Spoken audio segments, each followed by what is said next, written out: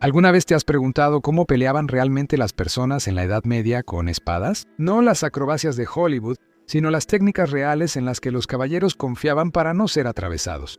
¿Alguna vez te has imaginado empuñando una espada y cargando heroicamente contra algún monstruo al acecho como un campeón artúrico? Bueno, la esgrima es mucho más compleja que simplemente apuntar la parte afilada al otro tipo.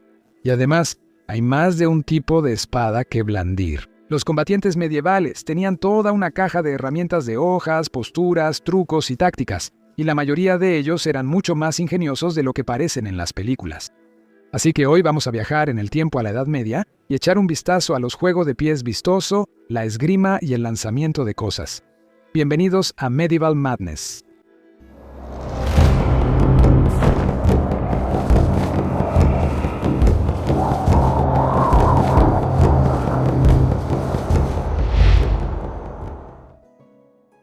Comienza el baile.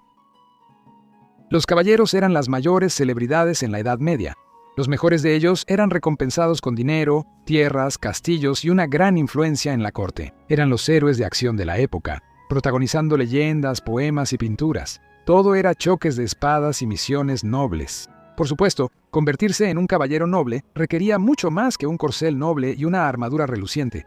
La esgrima, en especial, requería técnica y mucha práctica. Los jóvenes caballeros ambiciosos en entrenamiento a menudo practicaban durante años. Desde la infancia, aprendían un juego de pies ágil, cómo desviar ataques entrantes y, lo más importante, cómo acabar rápidamente con un oponente. Una mezcla de atletismo y coreografía, el combate con espada medieval no era solo dar estocadas con entusiasmo o cortar al azar, era un arte marcial sofisticado. Los atletas de élite de su época eran los maestros de armas, expertos supremos en el combate con espada medieval, quienes entrenaban a sus alumnos en las técnicas sutiles del combate cuerpo a cuerpo. Los mejores de ellos eran casi tan famosos como los caballeros a quienes instruían, y con justa razón. Muchas de sus técnicas provenían de tradiciones que se habían transmitido durante siglos, perfeccionadas por las generaciones anteriores.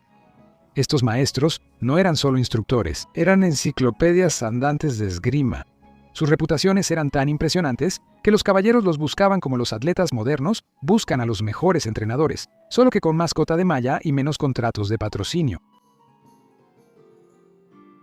Acero italiano.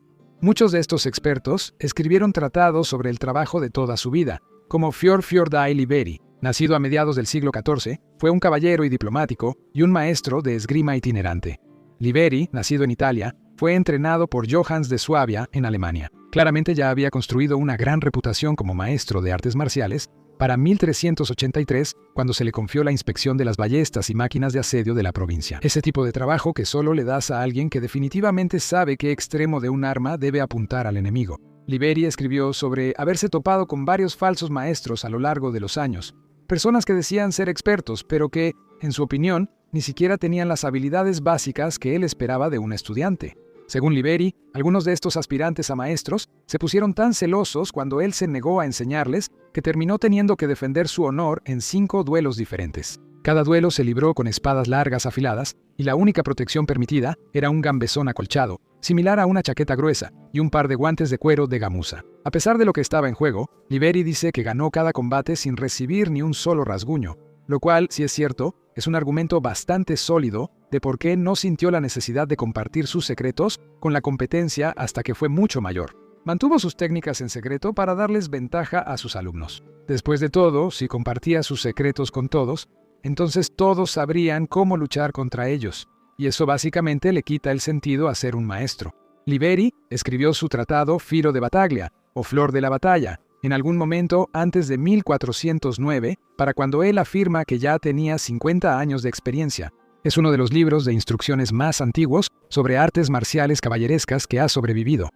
Expone con un detalle impresionante cómo debe pelear un guerrero medieval, sin importar las circunstancias que enfrente, ya sea a pie o montado, con o sin armadura, armado con espada, daga, lanza o cualquier otra cosa que tenga a la mano. Los manuscritos están ricamente ilustrados y Fjord no solo te decía cómo romper la guardia de alguien o lanzarlo, sino que te lo mostraba, acompañado de un arte medieval maravillosamente dramático. En resumen, Fjord no solo estaba escribiendo un manual, estaba creando el equivalente medieval de una guía de entrenamiento completamente ilustrada. Maestros de armas. Los maestros de combate trabajaban con una variedad de armas medievales, cada una con su propio conjunto de características y usos en combate, pero todas letales. Las espadas incluían la espada larga de 2 manos, perfectamente equilibrada tanto para cortes como para estocadas, y la espada de una mano, diseñada para ataques rápidos. El estoque, sostenido con una mano, delgado e increíblemente puntiagudo, perfecto para estocar. Y el alfanje, también de una mano, pero ligeramente curvado, que combina la flexibilidad de una espada y la intensidad de un hacha. Las 3 espadas de una mano podían usarse en un estilo de combate conocido como espada y broquel, donde la espada se sostenía con una mano y un pequeño escudo con la otra. El tamaño del escudo lo hacía bastante inútil como protección contra flechas, pero excelente para obstaculizar los movimientos del oponente, desviar un golpe de su arma de mano o simplemente para golpearlo en la cara. Sin embargo, el entrenamiento no se detenía solo en el manejo de la espada. Los estudiantes se preparaban para cualquier posibilidad que el mundo medieval pudiera presentarles. Se les enseñaba a manejar dagas, alabardas, escudos de tamaño completo e incluso cómo defenderse completamente desarmados o usando cualquier cosa que tuvieran cerca, tal vez una tabla de madera o una piedra pesada. Dominar las posturas y guardias básicas era una parte esencial del entrenamiento, ya que estas posiciones formaban la base tanto del ataque como de la defensa. La guardia alta colocaba la espada sobre el hombro o la cabeza, lista para asestar un fuerte golpe descendente. Sostener la espada en alto te da poder de palanca y una vista clara de los movimientos de tu oponente. La guardia media sostiene la espada a la altura del hombro, apuntando hacia el oponente. Esta es la postura más versátil de la época medieval, equilibrada, adaptable y lista para cualquier cosa. Desde aquí, puedes lanzar ataques rápidos, cambiar suavemente a otras guardias o responder a los golpes entrantes con un movimiento mínimo. Es la postura de preparación ideal para mantenerte flexible en una pelea. La guardia baja defensiva coloca la espada en ángulo hacia abajo frente al cuerpo. Es buena para interceptar golpes bajos a las piernas, y también es útil para crear oportunidades para ataques ascendentes o hacia arriba. Los golpes también tienen nombre, como el Overhau, un golpe descendente que combina velocidad y fuerza para dar un golpe decisivo a la cabeza o la parte superior del cuerpo. El Unterhau, un golpe ascendente dirigido a la parte inferior del cuerpo o a las manos. El Schwurchau, un golpe horizontal dirigido a la cabeza o la parte superior del cuerpo del oponente para crear aberturas para más golpes y bloquear ataques entrantes. Y por supuesto, la estocada dirigida directamente al rostro o al cuerpo del retador. Excelente con una espada ropera o una espada de una mano, rápida y directa. Club de la pelea. Se escribieron otros libros de combate, muchos de ellos con ilustraciones ricamente decoradas, junto con descripciones de las diferentes habilidades. Estos manuales de entrenamiento no eran nada baratos. Los libros habrían sido encargados por los empleadores más ricos del instructor y podían tomar varios años en completarse, con varios autores trabajando juntos. Piénsalos como libros de texto de artes marciales de lujo hechos a mano, excepto que en lugar de impresión brillante, tienes ilustraciones meticulosamente entintadas y de vez en cuando, un monje que se queja de los calambres en la mano. Hans Talhofer, el maestro de esgrima alemán, escribió al menos 5 manuales durante el siglo XV. Talhofer se ganaba la vida enseñando y entrenando a personas para juicios por combate. Su manuscrito de 1467 era especialmente sangriento. Las secuencias ordenadas, casi como una danza, de movimientos suelen terminar de manera abrupta, no con una reverencia elegante, sino con espadas atravesando ojos, brutales empalamientos e instrucciones frías de golpear a tu oponente hasta matarlo. Algunos de los movimientos característicos incluso tenían nombres de remates aterradores al estilo Mortal Kombat, como aplastador, rompecráneos, golpe de ira y 4 aperturas. A pesar de haber sido transmitidos a lo largo de los siglos y que muchos hayan desaparecido, sorprendentemente varios de estos manuales aún sobreviven. Solo de las regiones de habla alemana, al menos 80 códices han sobrevivido al caos del tiempo. Sin embargo, hay un problema para cualquiera que quiera saber cómo ganar una pelea de espadas medieval, ya que muchas de las técnicas de combate en estos manuales son extensas, poco claras y francamente desconcertantes.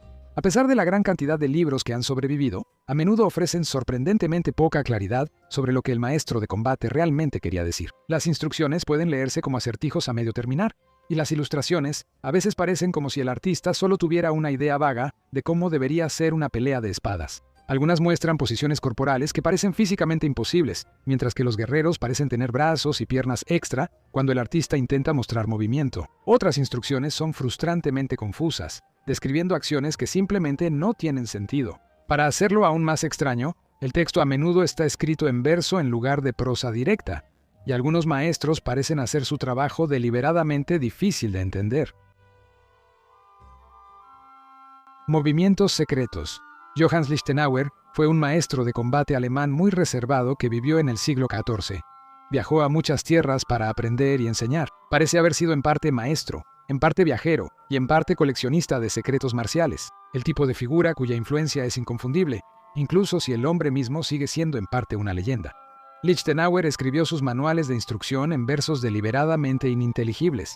Un experto moderno se refirió a ellos como galimatías. Según uno de sus alumnos, quien a su vez se convirtió en maestro, el gran maestro Lichtenauer usaba palabras secretas para que solo sus estudiantes pudieran entenderlo. Incluso cuando se puede interpretar un manual, muchos investigadores creen que falta información vital. El maestro de esgrima italiano del siglo XV, Filippo de Badi, escribió su manual en verso, y es bastante obvio que algunas de las palabras fueron elegidas no porque aclaren la técnica, sino simplemente porque riman. Algunas de las instrucciones son simplemente extrañas, como la que aparece en Gladiatoria, una serie de varios manuscritos alemanes escritos en el siglo XV. Recomienda quitar el pomo, la parte redonda junto al mango, de tu espada y lanzárselo a tu oponente. Es como un consejo de si todo lo demás falla. Cuando una técnica aparece solo en un único manual, se vuelve casi imposible saber si realmente era común, simplemente ignorada por la mayoría de los autores, o tan rara que casi nunca ocurría en un combate real, o si solo era una broma. La verdad es que a menudo solo nos queda adivinar. También hay muchísimos otros aspectos desconocidos, especialmente cuando se trata de las técnicas más extrañas. Tanto los historiadores como los practicantes aún debaten con qué frecuencia se usaban realmente estos movimientos más peculiares, si eran herramientas prácticas para el campo de batalla, experimentos en la sala de entrenamiento o simplemente el equivalente medieval de presumir. Nunca lo olvides. Un monje de la abadía de San Edmundo en Suffolk relató una historia de advertencia a mediados del siglo XII. Escribió sobre otro monje que conoció mientras visitaba una abadía en Reading, pero la carrera de su hermano había comenzado de una manera bastante diferente. Enrique de Essex, nacido en 1157, era de noble cuna, poderoso y rico. Era un caballero reconocido por su destreza con la espada. Desafortunadamente, también era una mala persona y no tenía reparo en robar, avergonzar a mujeres y, en un momento dado, torturar a un hombre inocente. Luego, de manera extraña, durante una batalla en Gales, Essex anunció que el rey había muerto, un error desastroso que casi provoca que todo el ejército entrara en pánico y abandonara el campo de batalla. Pasaron 6 años hasta que uno de los familiares de los caballeros lo acusó públicamente de traición por ese momento de caos y lo retó a resolver el asunto de la única manera que la ley permitía: un duelo. Esto sería un juicio por combate en toda regla, con el honor, la reputación y el futuro de Essex en juego. Las multitudes se reunieron a lo largo del río Támesis para ver cómo luchaban los dos caballeros. Essex se defendió bien al principio, como era de esperarse de un guerrero experimentado, pero luego, según el relato del monje, Essex fue acosado por visiones de aquellos a quienes había agraviado. Dominado por el miedo y la vergüenza, abandonó por completo su entrenamiento y se lanzó contra su oponente en una embestida ciega. Pero en el caos, Essex cayó. Por órdenes del rey, el cuerpo de Essex fue llevado por monjes locales para ser enterrado. Pero, en un giro que sorprendió a todos, Essex había sobrevivido. Cuidado hasta recuperar la salud por los hermanos, pasó el resto de su vida viviendo entre ellos en penitencia, y fue ahí, muchos años después, donde conoció al cronista que registró su historia. El monje presentó la historia como una lección moral sobre el orgullo, la culpa y la justicia divina. Pero, querido espectador, hay otra manera de verla. En el momento que más importaba, Essex abandonó todo lo que sabía sobre esgrima y lo perdió todo por ello. Muchas gracias por ver este episodio de Locura Medieval. Si te gustó, por favor considera suscribirte, ya que eso realmente ayudará a nuestro canal y realmente apreciamos tu apoyo. Para aquellos interesados en episodios extra y en apoyarnos aún más, subimos nuevos videos a Patreon cada mes y acabamos de publicar uno completamente nuevo sobre los secretos de la caca medieval. Y para esos pocos de ustedes que quieren apoyarnos aún más, por lo cual estamos increíblemente agradecidos, en nuestro nivel más alto de Patreon y membresías de YouTube, puedes ver tu nombre en pantalla al final de cada episodio, como estos hermosos nombres que estás viendo ahora. Muchas gracias a todos, y como siempre, nos vemos la próxima semana con un episodio completamente nuevo. ¡Salud!